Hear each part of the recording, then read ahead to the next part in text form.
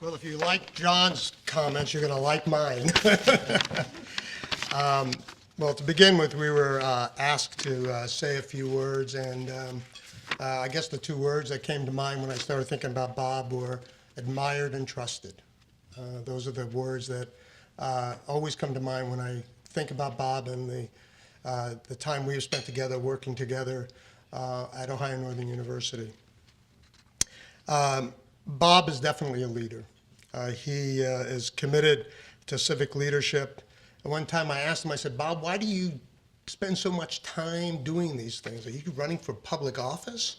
Which I'm not sure he's not. But and he says, I want to be able to affect policy. I want to be able to affect change.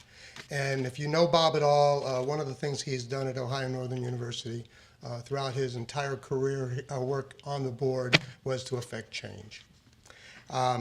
His leadership style is that of collaboration, inclusion, and discussion. He demonstrated this time and time again as chairman of the board. He encouraged what we like to refer to as robust discussion, and sometimes it was very robust. But I will tell you the one thing that came out of that was balance. And everyone had their say, and everyone walked away feeling that they had an opportunity to express themselves. And we came out usually in everyone agreeing that we had a way forward together.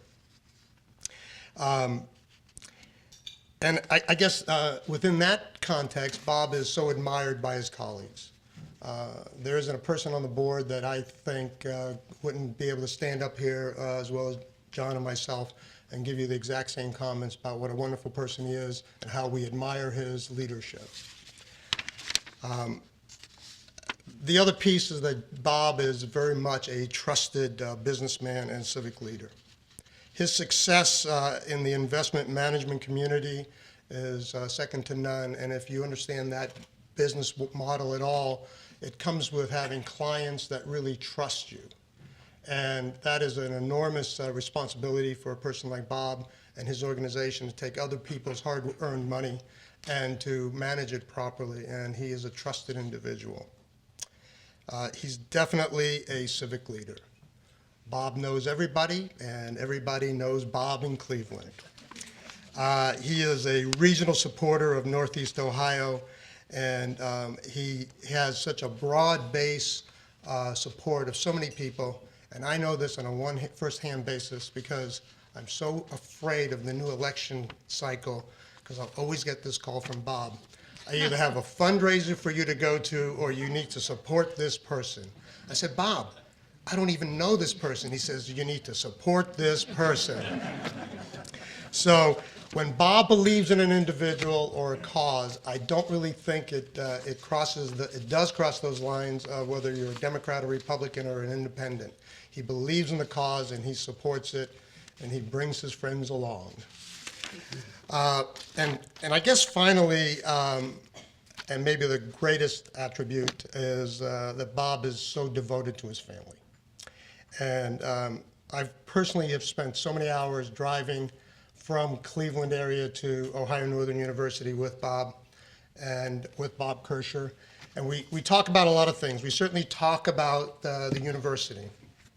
But invariably, the conversation turns to Susan and Rachel and Adam. And I know the schedule that Bob keeps, and I know how he balances things, and I would like to share a story. Bob and I were in the car together on our way back to Cleveland, and Adam needed to learn was going out and he had a tie that he needed to tie. And Bob and I are trying to explain it to Adam about how do you tie this tie. My biggest fear that he was going to strangle himself. I think Mom stepped in and really helped. But I do believe that Bob's success comes from his ability to balance his civic and family life. And we just so appreciate all that he has done for the university and for those who work with him daily. And maybe for me on a personal basis, I think the greatest part of it is I think he's just a great friend. And and he really, truly deserves this award.